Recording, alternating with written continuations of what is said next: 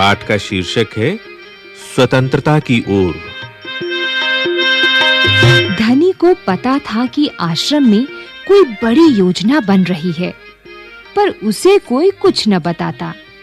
वे सब समझते हैं कि मैं 9 साल का हूँ, इसलिए मैं बुद्धू हूँ, पर मैं बुद्धू नहीं हूँ। धनी मन ही मन बड़बड़ाया। धनी और उसके माता-पिता बड़ी खास जगह में रहते थे, अहमदाबाद के पास, महात्मा गांधी के साबरमती आश्रम में।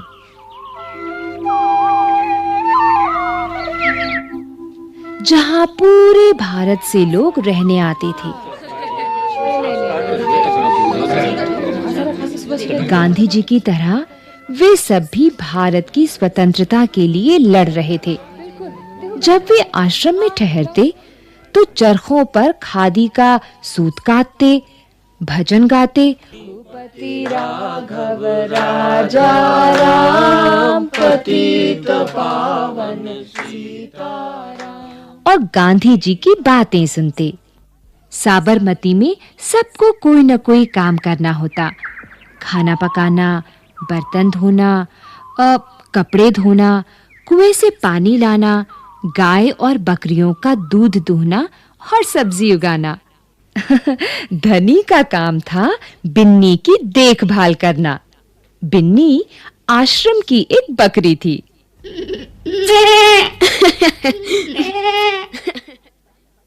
धनी को अपना काम पसंद था, क्योंकि बिन्नी उसकी सबसे अच्छी दोस्त थी। धनी को उससे बातें करना अच्छा लगता था। उस दिन सुबह धनी बिन्नी को हरी घास खिलाकर उसके बर्तन में पानी डालते हुए बोला, कोई बात जरूर है बिन्नी, वे सब गांधी जी के कमरे में बैठकर बातें करते हैं। कोई योजना बनाई जा रही है, मैं सब समझता हूँ। बिन्नी ने घास चबाते हुए सिर हिलाया, जैसे कि वो धनी की बात समझ रही हो। धनी को भूख लगी। कूदती फांदती बिन्नी को लेकर वो रसोई घर की तरफ चला।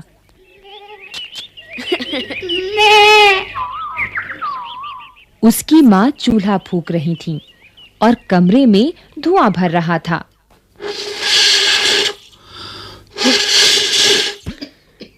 अम्मा, क्या गांधी जी कहीं जा रही हैं? उसने पूछा। खांसते हुए माँ बोली, वे सब यात्रा पर जा रहे हैं। यात्रा? कहाँ जा रही हैं? धनी ने सवाल किया। समुद्र के पास कहीं। अब सवाल पूछना बंद करो और जाओ यहाँ से धनी। अम्मा जरा गुस्से से बोली, पहले मुझे खाना पकाने दो।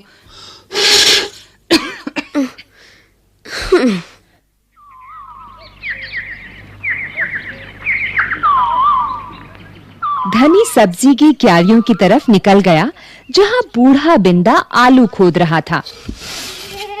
बिंदा चाचा। धनी उनके पास बैठ गया।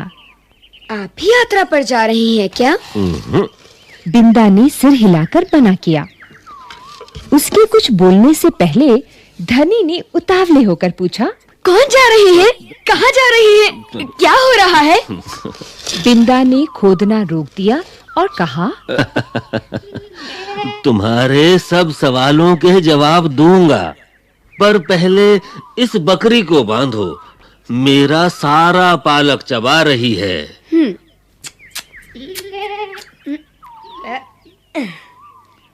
धनी बिन्नी को खींचकर ले गया और पास के नींबू के पेड़ से बांध दिया। फिर बिंदा ने उसे यात्रा के बारे में बताया। गांधी जी और उनके कुछ साथी गुजरात में पैदल चलते हुए दांडी नाम की जगह पर समुद्र के पास पहुंचेंगे। गांव और शहरों से होते हुए पूरा महीना चलेंगे। दांडी पहुंचकर वे नमक बनाएंगे। नमक? धनी चौंक कर उठ बैठा। नमक क्यों बनाएंगे? वो तो किसी भी दुकान से खरीदा जा सकता है। हाँ, मुझे मालूम है। बिंदा हंसा। पर महात्मा जी की एक योजना है। ये तो तुम्हें पता ही है कि वो किसी बात के विरोध में ही यात्रा करते हैं या जुलूस निकालते हैं, है ना? हाँ, बिल्कुल सही। मैं जानता हूँ, वे ब्रिटिश सरकार के खिलाफ सत्याग्रह के जुलूस निकालते हैं, जिससे कि उनके खिलाफ लड़ सके और भारत स्वतंत्र हो जाए। पर नमक को लेकर विरोध क्यों कर रहे हैं? ये तो समझदारी वाली बात नहीं है। बिल्कुल धनी, क्या तुम्हें पता है कि हमें नमक पर कर देना पड़ता है? अच्छा। धनी हैरान रह गया। नमक की जरूरत सभी को है। इसका मतलब है कि हर भारतवासी, गरीब से गरीब भी ये कर देता है। बिंदा चाचा ने आगे समझाया। लेकिन ये तो सरासर अन्याय है। धनी की आंखों में गुस्सा था। हाँ, ये अन्याय है। इतना ही नहीं, भारतीय लोगों को नमक बनाने की मनाही है। हाँ, महात्मा जी ने ब्रिटिश सरकार को कर हटाने को कहा, पर उन्होंने ये बात ठुकरा दी। इसलिए उन्होंने निश्चय किया है कि वे दांडी चल कर जाएंगे और समुद्र के पानी से नमक बनाएंगे। 1 महीने तक पैदल चलेंगे? धनी सोचकर परेशान हो रहा था। गांधी जी तो थक जाएंगे। वे दांडी बस या ट्रेन से क्यों नहीं जा सकते?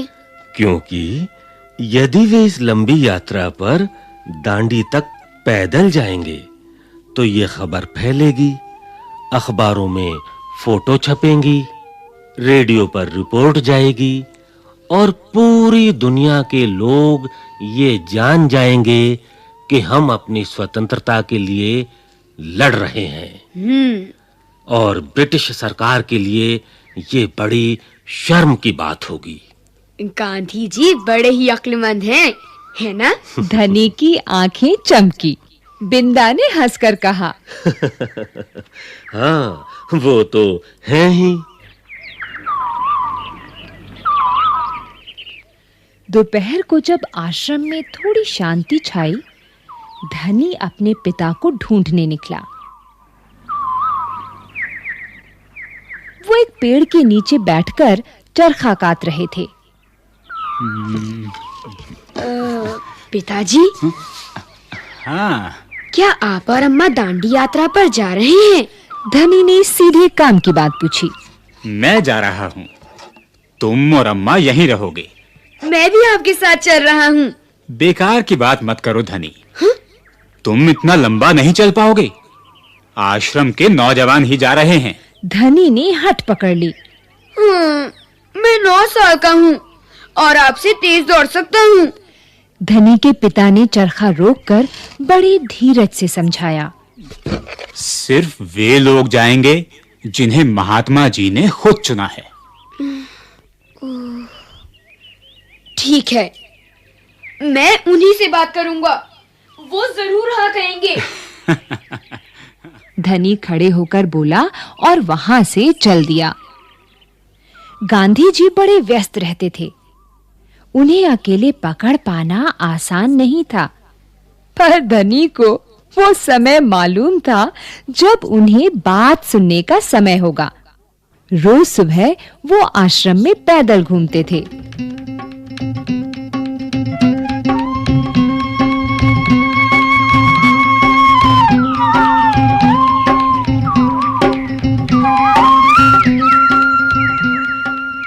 अगले दिन जैसे ही सूरज निकला, धनी बिस्तर छोड़कर गांधी जी को ढूंढने निकला।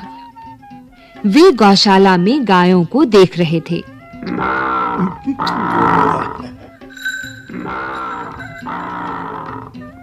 फिर वो सब्जी के बगीचे में मटर और बंद गोभी देखते हुए बिंदा से बात करने लगे। धनी और बिन्नी लगातार उनके पीछे-पीछे चल रहे थे।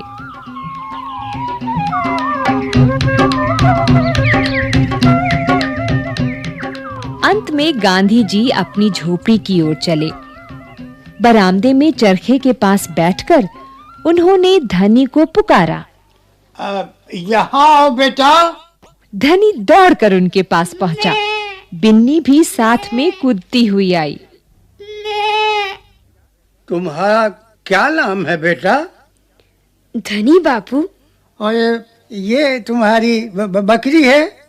जी हाँ, ये मेरी दोस्त बिन्नी है, जिसका दूध आप रोज सुबह पीते हैं। धनी गर्व से मुस्कुराया। मैं इसकी देखभाल करता हूँ। बहुत अच्छा। गांधी जी ने हाथ हिलाकर कहा। अब ये बताओ धनी कि तुम और बिन्नी सुबह से मेरे पीछे क्यों घूम रहे हो? मैं आपसे कुछ पूछना चाहता था। हाँ? धनी थोड़ा घबराया। क्या मैं आपके साथ दांडी चल सकता हूँ? हिम्मत करके उसने कह डाला। गांधी जी मुस्कुराए। तुम अभी छोटे हो बेटा। दांडी तो बहुत दूर है। सिर्फ तुम्हारे पिता जैसे नौजवान ही मेरे साथ चल पाएंगे। पर आप तो नौजवान नहीं हैं। धनी बोला। आप नहीं थक जाएंगे? मैं बहुत अच्छे से चलता हूँ। गांधी जी ने कहा। मैं भी बहुत अच्छे से चलता हूँ। धनी भी अड़ गया। हाँ, ठीक बात है। कुछ सोचकर गांधी जी बोले। मगर एक समस्या है।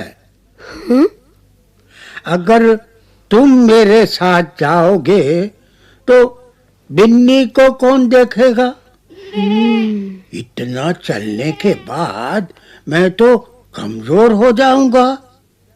इसलिए जब मैं वापस आऊंगा तो मुझे खूब सारा दूध पीना पड़ेगा, जिससे कि मेरी ताकत लौट आए।